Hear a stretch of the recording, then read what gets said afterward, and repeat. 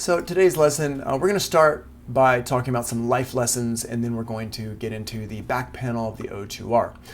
Now, the reason why we're starting with these life lessons, these are just good, like it says, life lessons, good lessons for life, good lessons for especially when you're in the studio. As you probably already noticed, there are a lot of things that can go wrong in the studio. A lot of times you're troubleshooting, and that's just going to happen. Even if you've got your own little closed system with your computer and everything, and it works well most of the time, there's always going to be something that pulls you out of things and doesn't work. Or sometimes when maybe somebody came in and touched something, or you touched something and you forgot that you did that, and you're sitting there and it's not working, you're looking at it and you're going, what is wrong? What's going on? I can't figure it out. Well, this is when this particular life lesson comes into play. It's think, look, execute. And a lot of times this kind of comes along with just like breathing, just taking a breath and just chilling out for a second and thinking about, okay, what's actually happening here? And if you can kind of remind yourself to do this, not getting super upset about stuff, not always freaking out about everything, not always thinking that everything's out to get you and it's all like a big conspiracy on coming after you, that a lot of times we can figure this out. And this is especially true with a board that's as complicated as the02R. This also applies to the Audient, it applies to Pro Tools, it applies to everything. Think, look, execute. So think. The first step here is think about something. What is it that I want to do? What is it I'm trying to accomplish? Look around. Look around. See what the state of things are. See what's going on. And then execute. Do it. Okay? So for example, if you want to cross the street, what do? You get to the corner and you think to yourself, I want to cross the street. So then you look left, you look right, you look both ways. Make sure there's no cars coming, make sure there's no bikes coming, make sure there's nobody on a skateboard. You look around, okay, the coast is clear, and now I execute, I cross the street. Simple. We don't always do it though. Sometimes we're on our phone, we're like sitting there texting somebody like, oh my God, did you see what happened? Blah, blah, blah, blah, blah, blah, blah. And you get to the street, you start crossing the street and bam! There you go. So think, look, execute. Super, super important. Now, obviously, the O2R, if you touch the wrong button, a car is not going to come and run over you. But you also could be sitting there and be very frustrated for like an hour if you trying to adjust the aux channel, aux number 1 for something, and you don't have it on the proper layer or the proper channel is selected, or you don't have it in aux mode, or you don't have aux number 1 selected. There's like 4 things that could be going wrong there with just the aux send on the O2R, and it can get very, very frustrating. So this is what we want to do. We want to make sure that we're always going through all the steps, and I've written down the steps for you in another lesson, so you have them right there in front of you at all times. And really, it's just a matter of going through things step by step by step. A lot of times when I'm helping students out, when they're trying to do an assignment and they're having troubles, almost, I would say 90% of the time, it's because they went too fast and they skipped a step. Because sometimes we feel like, oh, it's so boring, this step is dumb, I don't want to do this step. And then you find out that was a really important step. Okay? So it's really important to make sure that we always think, look, execute. Okay? So let's apply this to the O2R. So think, you want to adjust the level of the vocal on the input path. Okay, that's what I want to do. I want to adjust the level of the vocal on the input path. I look at what fader mode is selected. So for the input path, it's going to be fader, the layer 1 through 25. Look at what layer is selected 1 through 25. The mode has to be in fader mode. There's 2 different modes for your faders. There's fader and aux. For the level, we don't want it to be aux mode, we want it to be the fader mode. So we look at the fader mode, we select level, and then we look at what layer is selected and make sure it's 1 through 25. Geo says stressing never does anything good, especially in situations that are already high pressure. Got to stay composed. Absolutely right, Geo. I 100% agree. And just from talking to you, man, like I can see you're pretty chill. So yeah, it's a good way to be most of the time. Stressing never really solves anything. And hey, Makai, no problem that you're late. Don't even worry about it. So we look at it, we say, okay, I want to adjust, we think first, I want to adjust the level, the vocal on the input path. We look at what fader mode is selected, faders, and then we look at what layer is selected, 1 through 25, and okay, cool, and then we execute, select the proper layer, make sure you're in the correct fader mode, then adjust the faders. And Gio says, I do be chilling. I can tell, man. So, hey Shayla, hey Jordan, what's up? Cool. All right, whoops.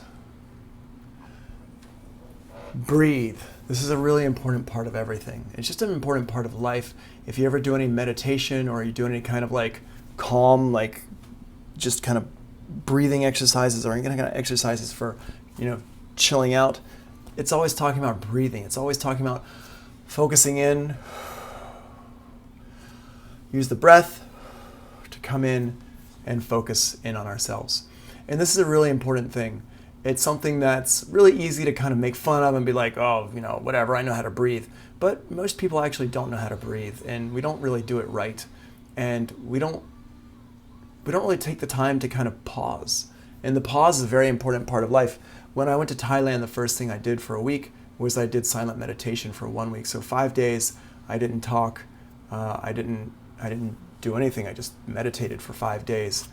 And they teach you how to, there's 2 types of meditation we learned how to do. We learned how to do a sitting meditation, which is just about breathing and focusing on all the parts of your body and just kind of like sitting there and focusing on your body. And then walking meditation as well, which is all focused on walking and like the steps that you take. And it was really interesting to see this because I've never thought about walking or sitting so much. And it was fascinating. It really does clear your head and kind of show you that, it is possible to take control of your stress levels and stuff. I'm not a super stressed person most of the time, but it was really nice. It was nice to take a week doing that, and it was an interesting experience. So breathing. So think, look, execute, breathe, all that stuff. So where to look on the O2R? There's a couple places we should be looking on the O2R. That is our layer select, our fader mode, our encoder mode, and our aux select. So I'm going to show you that right over here. Let me just go over to this one here. So if we skip ahead here, just going to go to the right part here. Where is it? So our layer button here, actually let me get a different, let me get a different preview up. A little bit better on, here we go. So this one here,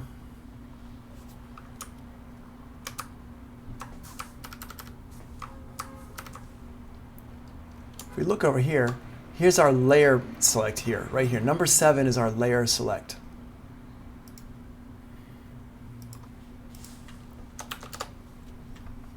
So you got to make sure you select the proper layer. Over here is our fader mode, number 12, fader versus aux. This is a place that people often make a mistake because when you zero out the board, it doesn't change these selection options over here on the left-hand side. So with that aux select, the encoder mode, the fader mode, all that stuff doesn't get changed at all. So when you zero out the board, when you come in for a new session, you always have to make sure you check that fader mode, check that encoder mode, check that aux select. That's a really important part. That's a place where a lot of people make a mistake. So make sure you check that there. So we select our layer mode over here, make sure we're on the proper layer, make sure we've got the proper channel selected. Make sure you have the proper mode selected, layer versus fader versus aux, right? If you're doing an aux select, if you're sending a signal to an aux, make sure you have the proper aux number selected. Encoder mode, make sure that when you're turning these encoders, make sure it says pan. Pan is what I usually recommend that you use. That's the one that I set it for. And when you actually use the O2R, you're going to see why I set it to be for pan and not aux. I don't actually like the way when you scroll with the aux, you have to turn it a lot. And so I prefer to use the aux on the faders more than on the encoder here.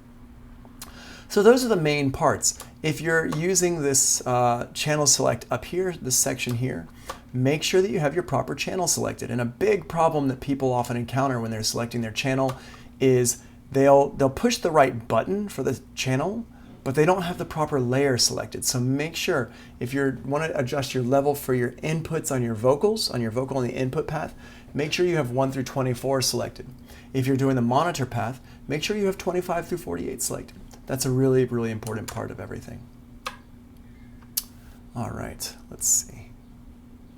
Just grab the, there we go. Cool. All right, so now we're gonna go ahead and take a look at the back panel of the 02R, and in this other one here, let's just get over here to this manual here. So here's our rear panel connections. So we start over here on the left, and I'm just going to zoom in here. So we start over here on the left. This is our analog I/O section. Over here is our AD input section. This is where you plug in your cables to things, like your microphones and your line inputs and stuff like that. Down here is our slot selection over here. Over here is our Omni section here. And this is our power section down here. Okay, so we're going to go over these one step at a time. I have them all here as well. I've got like a little bit of a further breakout here. I've got my master section here. Number 1 is master section. Let me just zoom in on that. And then number 2 here is our line input section, just our line inputs. And then number 3 is our other inputs for channels 1 through 16. This includes our XLRs and our line inputs. And you'll see also this section here has a plug for our inserts across the bottom. And you've got your number 4 here is our card slots, and then over here is our Omni section here, which has a whole bunch of different stuff in it. Okay, so let's just take a look, nice close-up look here of number 1 here, our master section here, and here, let's just go over here. Okay, so that's this right here. I'm going to zoom in a little bit more. I'm just going to use this one because it is a little bit cleaner, but I'll go back and forth between the two. So we have our studio monitor outs, and you'll notice that these are 1/4 inch only right here. Studio monitor outs, 1/4 inch, and then our control room outs are also 1/4 inch. So that's these two right here. That's right over here, studio monitors and control rooms. That's our 1/4 inch outputs here. And then right here is our stereo outs right here. These are our main stereo outs. These are what are going to go to your 2-track machines. This is a left and right here, XLR left and right, and then we have the left and the right here for our RCAs. Now remember, we talked about this before. I think it's a little bit weird that they have an RCA jack on the back of a board like this, but they do, so that's where we are. Then we have our 2-track analog in. 2-track in analog over here. Now this is opposed to our 2-track in and out for digital down here in 5i.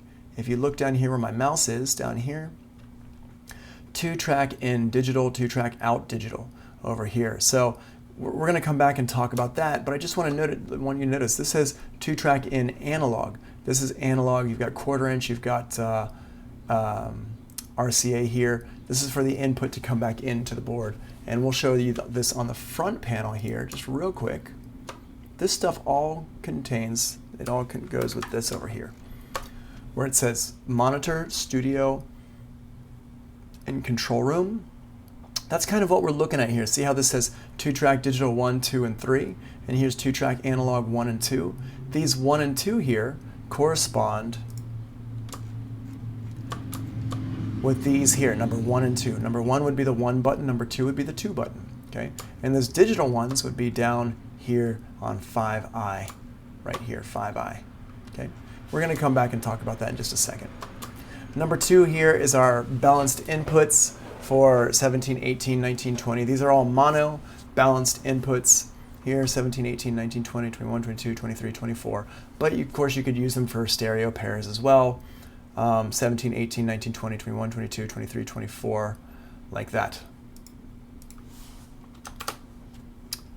Hi Mims, how you doing? All right, so number 3 here is our XLR inputs here, and these are balanced XLR inputs here, and then you have a line input here. And remember, if you have a cable plugged into the XLR input and you plug a 1/4 inch cable into this input right here, it's going to override the XLR input.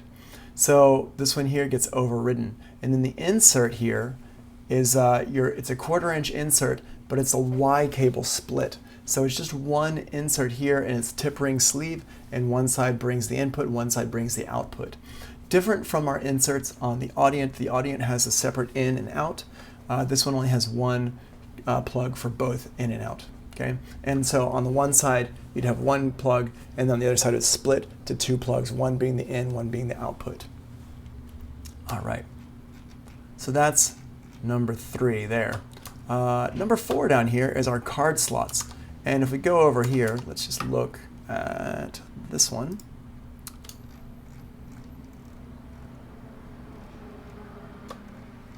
Here's our card slots. There are 4 card slots, 1, 2, 3, and 4. It's like a weird order here, but that's how they are. And these card slots here, you can put a whole bunch of assortment of different cards into these card slots here. So it depends on really what you're trying to do with your O2R that you have at home or in your studio. What do you want to do with it? In our case, we have a ADAT I/O on ours. We have 16 ADAT channels, 2 sets of 8 on ours in one card. So that's how we have that one set up at our school. This is not a representation of the one at our school. This is from the manual. Okay, and then part number 5 here. Go over here. This is the let me just back it up a little bit. Boom. Cool. Okay. It's part number 5, and this is all labeled A through I. So A here is our omni outs. Now the omni outs are like they can be assigned to different things. One of the things you can assign your omni outs is for surround sound. They can also be assigned for an aux out as well, for like a headphone mix or something like that. So you can have them assigned for a few different things. We have ours assigned for aux channels output if you want to send your aux out of the O2R to bring it back into one of your channels. For extra effects like reverbs and stuff like that, you can do it. That's how we have ours set up. So we have a patch bay that's connected to the omni outs. And so if you want to use it like that, you can. If you are doing a headphone mix on the O2R at SAE, you'll use omni outs 7 and 8. They'll just be aux 7 and 8. It will be coming out of these here. Number B is a control here. This is like any extra kind of control that you have for the board. Word clock here, C is word clock. It's a digital word clock to keep all your digital devices synced up. So you should use this one as your kind of controller, your word clock controller. Then we have D here. D is cascade, and this is so you can connect up multiple O2Rs together. You can actually connect up to 4 O2R controllers, 4 O2R boards together to have, what would that be, 56 channels times 4, so a lot, 124 channels, something like that. So it's a lot there, and 124 might be wrong. Don't quote me on that. Then we have E here is MIDI control, so you can control MIDI stuff, or you can control your software with this board as well. Then we have your meter bridge, where you connect up your meter bridge. Here's F. G is time code input, so if you can have SMPTE or MTC MIDI time code. Here would be for like if you had some like a, I don't know, probably like an Akai MPC or something like that to connect up to it, you can do that. Then we have our host here, which is connected up to the computer. And then we have our 2-track digital I/O here. Now, I just want to zoom in on this 2-track digital I/O here for a second, and you'll notice that there are 3 labels here, 1, 2, and 3 for each, the input and the output, 1, 2, and 3. And you'll notice that each one has just one connection here, and that's because, remember, AES EBU and also SPDIF both can do stereo through the one cable. So they can do 2 channels through one cable. So number 1 here is our AES EBU. This can be stereo left and right. So it's just one cable, but it is 2 signals. And then number 2 and 3 are both SPDIF, and those are also 2 signals each. So in total, we have 6 channels here between these 3, input and output there. And that's a digital, if you're going into some kind of a digital 2-track recorder. So there's the back panel here. Let me just zoom out on this. Okay. So here's a look at our different slot options. This is the one we have at SAE, would be this one. Here's what it would look like. And what you do is you pull that, it's like a little hub thing, you pull that little protector out and you plug in the cable into that. Okay. Down here is a 1/4" input, and over here is an XLR output here. And that's in one slot, so you can have an extra 4 channels there of output. And we talked about that a little bit yesterday. Okay. So this just kind of goes over everything in detail. Number 1 here is your input A/B balanced connectors. You have balanced 16 XLRs, and we're talking about this area number 3 right here. That's what this is here, number 3 over here.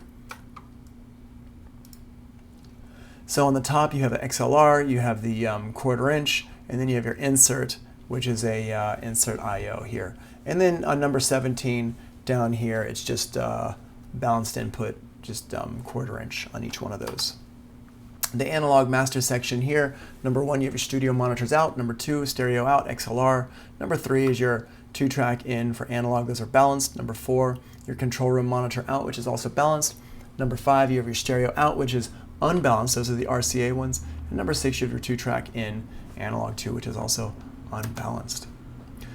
Over here in our Omni out section here, you have your Omni outs 1 through 8. These are all balanced, and they can be whatever, like you can assign them to different uses. Then you have your number 2 here is your SMPTE timecode input, and then your MIDI timecode input here if you want to control it, like I said, with some kind of other device. Then we have a USB to host port and a serial to host port, a USB to connect to your computer or something else like that. Number 6 is your 2-track digital out coaxial, which is SPDIF, or AES EBU, which is number 7 here, and then the same for the input, number 8 and 9. Number 10 is your word clock out again. Number 11 is it's the termination switch, that's the last one there. And number 12 is your word clock input. Now, if you are using multiple digital machines together, so for example, if you're taking the Yamaha 02R and you're going into the computer, you will want to have those connected with word clock if you have that available to you. And what that does is it lines up all of the sample rates for everything. So let's say they're all at a sample rate of 48 kilohertz. So basically the sample rate is like the computer's like taking a picture of the audio 48,000 times per second.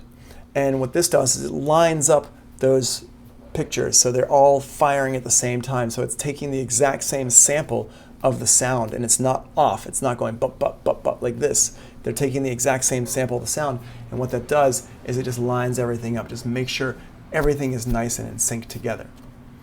13 is your control port. Where's 13? Oh, 13 is up here. Then you have your meter bridge, or your meter port for your meter bridge, and then you have your MIDI in, out, and through, and then you got your cascade, like I said, if you want to connect up multiple devices together.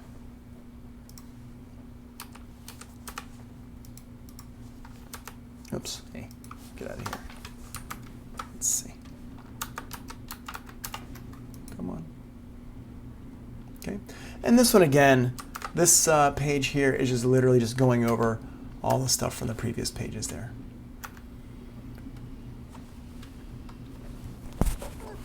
Excuse me. All right, so that's actually the end of that one there. Okay. Cool. So I just want to go over this a little bit more, and like I said, I'm actually going to go into school and record a video of this because I think it's easier if I can show it to you, and since John is there today, I can actually go into school and make a video of this and show you that video. Unfortunately, I can't really go to school right now because John's not there, and I can only go there when John's there. He's there on Tuesdays and Fridays. So here is when we select our layers. This layer selection part here is the layer select button here. This layer select button is right down here, number 7 on the board. So here, let's just zoom out here. So if we're looking at the board, it's this part right here, number 7. If you can see my mouse moving around, right there, there it is. Get the mouse nice and big. Okay, we got that. There's number 7 there. And what that does is it selects between our layers. So you'll notice that all of these faders here, yep, yeah. I think so too, Gio. I agree with you. All these faders here, these faders can control multiple things. So depending on which layer you are, it's going to control something different. So for example, layer 1 through 24 is our input path. The way we have it set up at school is the input path. So if I want to control channels 1 through 24, I make sure I go over here to layer number 7 here, that's our layer, and I hit 1 through 24. And now all these faders are going to be controlling inputs, our input path for 1 through 24. If I wanted to control our monitor path, that's going to be 25 through 48. So we can control that 25 through 48. And that's right over here. That's going to be this next path here. So that's this next one down here. Then our master is this one here. The master is this button right down here. Let me just zoom in on it for you. You can see that says master here. Master. Okay. And what this does is it's going to use this bottom layer of numbers and words here. So the master layer, what it does is it goes 49 through 56 here. And then we have our aux masters and our bus masters. Now, usually you're not going to need to touch your aux masters because the aux masters they just zero out at all the way up. So you're not going to need to touch those. Very different from the Audient or most other boards where the aux masters are going to zero out to all the way down. These actually zero out to all the way up. So you're just going to have a nice level going through your auxes. So you don't have to touch that. Now, I don't know if y'all remember this, but the other day we did mention about this a little bit, yesterday. 49 through 56. 49 through 56 are set up at SAE to be our effect returns, okay? So remember, they zero out to our effect returns. So effect number 1, let's say I'm sending a reverb to effect number 1. Effect number 1 is zeroed to aux send 1. So if I want to send my vocal to effect number 1, aux send 1 or 2, usually it's mono in and stereo out. So I just turn up my aux send number 1, and then that's going to send the level back to channels 49 and 50, because 49 and 50 are where my effect number 1 returns to. So effect number 1 returns to 49 and 50. So if I want to hear my effect number 1, my reverb, then I just turn up 49 and 50. That's how you're going to hear it. If I don't turn up channels 49 and 50, I'm not going to hear my reverb at all. Doesn't matter how much I'm sending signal to that reverb, I'm not going to hear it. So we got to make sure that we're on the proper channel here. So if you are doing like reverbs and stuff like that, you're definitely going to be using your master layer here. And so that's really important. And so as you can see, because everything is virtual on here, it's all virtual, you have to like remember what you're doing. And this is one of the things that's, kind of shows the age of the O2R. On more modern consoles, and especially the ones that cost more money, what will happen is when you change your layer, there's like an LED strip that will also change to show you what you're actually controlling. It's one of the reasons why I love my my push here so much, because the push, depending on what I'm doing with the push, it changes the screen so I can see exactly what I'm doing. And that's how the S6 is set up as well. The S6 changes the labels so you always know exactly what you're controlling. But the O2R, it's a bit older, so it doesn't do it. And same thing like with the, if you're using like the X32 or something like that, they don't, it's cheap. It's $1,500, which for a digital console is very cheap. And so they just didn't have enough, money to put all the bells and whistles on it. So you have to keep in your head a little bit about what you're actually doing.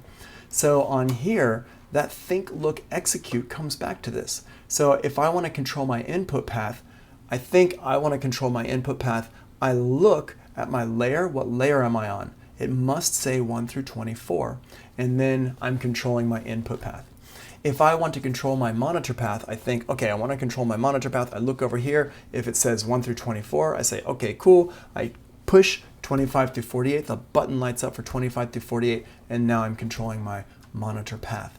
This becomes really, really important when we're talking about our selected channel here, because remember, we do have compression and EQ on every single channel, but you got to make sure that you're actually touching the proper channel. So if we look down here, channel 1 could be this number 1 fader here. This could be channel 1, or it could be channel 25, or it could be channel 49, depending on what my layer says. So I have to make sure that I have the proper layer selected. So if I wanted to adjust, let's say I've got my vocal coming into number 1, so it's going to come into the input path on number 1, and I want to put a little compression on the input path, which means I'm going to record that compression into my multi-track recorder. Well, I have to make sure that layer 1 through 24 is selected, and then is selected here. Then I have to go down here and push the select button. See the select button here?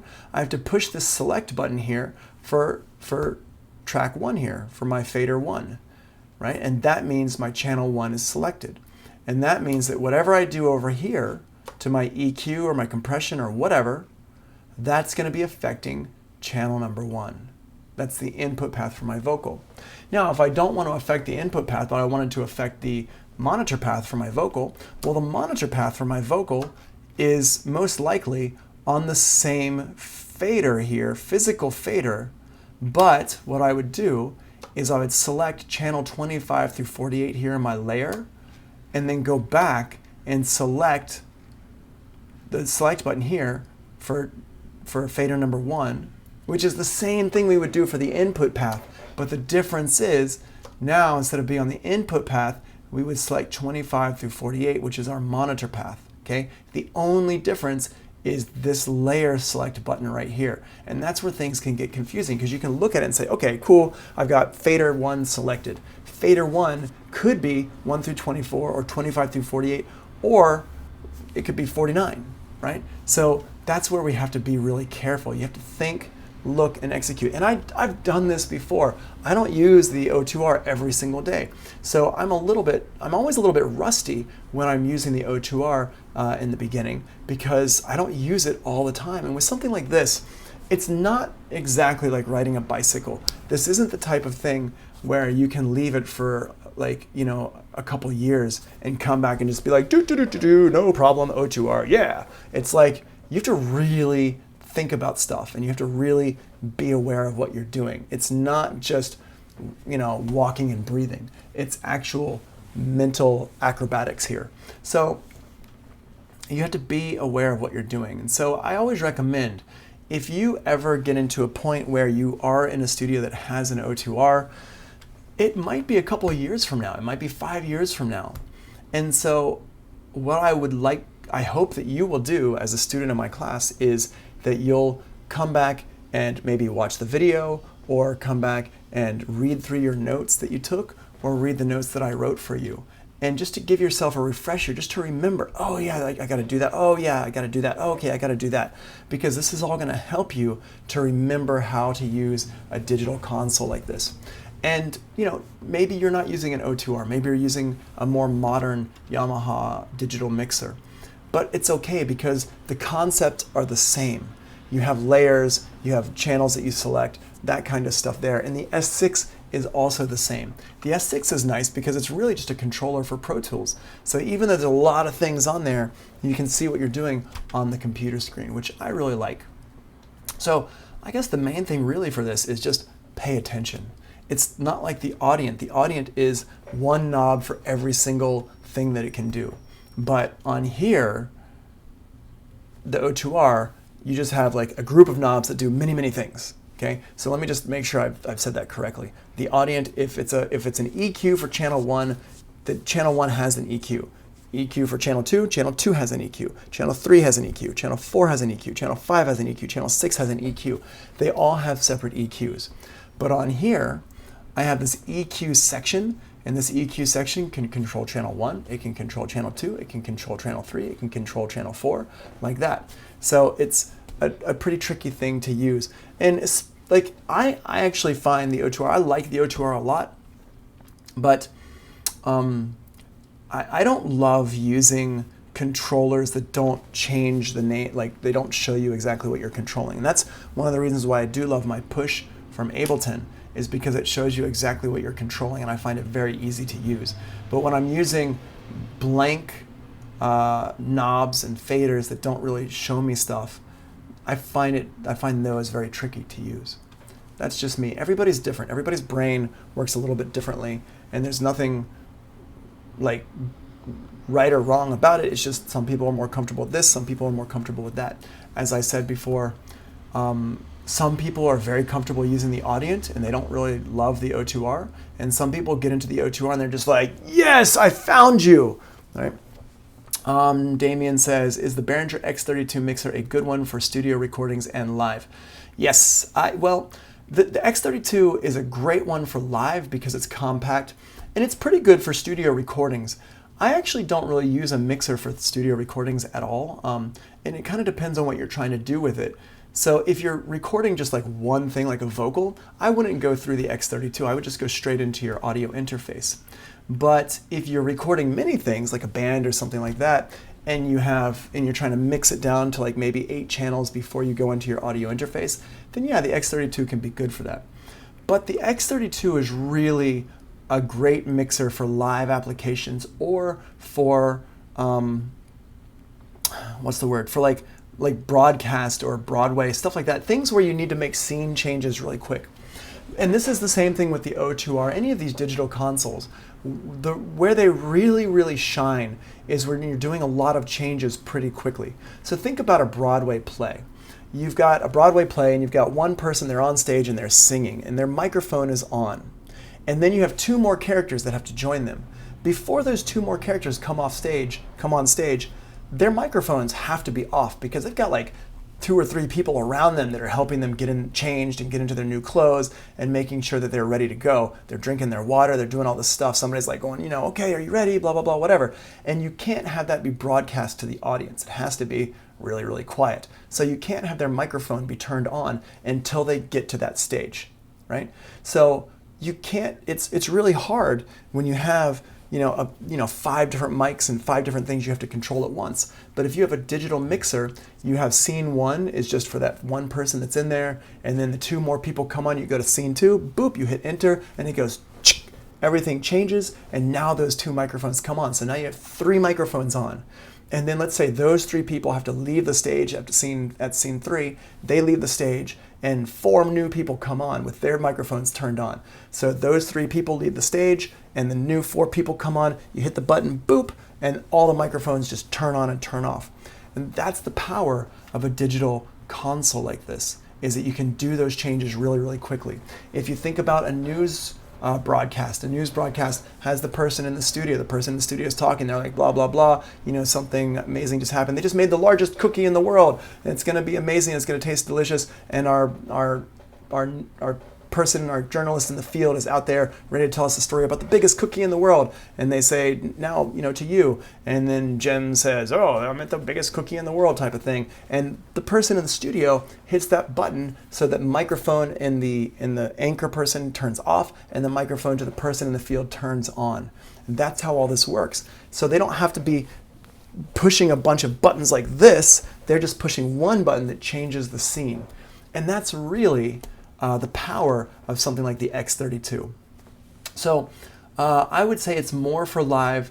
It's a pretty cool one for the studio, but it's more of a live one. For a studio situation, I would say you probably want something that's got like more of a nice character to the tone. Or something super clean. It really depends on what you're going for. But you really want to do some research into what people are using. It's not really about changing the channels immediately. It's more about what people are using. And also, again, it depends on what you're recording. Like Damien, I think you're probably doing a lot of like, I don't know, pop and reggae, hip hop, stuff like that.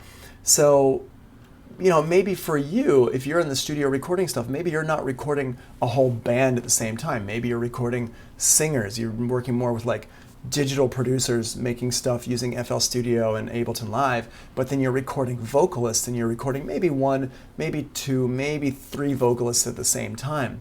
So you might not need a whole bunch of inputs and a whole bunch of like faders and a whole mixing console, but what you might want to get instead is some kind of like a channel strip that has a really good preamp and a really good EQ and a really good compressor in it that you can make settings, and then you can just take a picture of it. You're not going to need, 24 channels of stuff like that. But you might, it really depends, and without kind of talking it over with you in person, it's going to be hard to kind of make a really good suggestion for you. I'm just kind of talking at the top of my head the bit that I know you. Okay, we can definitely talk about that though. We should definitely talk about that in Zoom, and maybe we can do like a private Zoom conversation or a Zoom conversation with everybody later on. All right.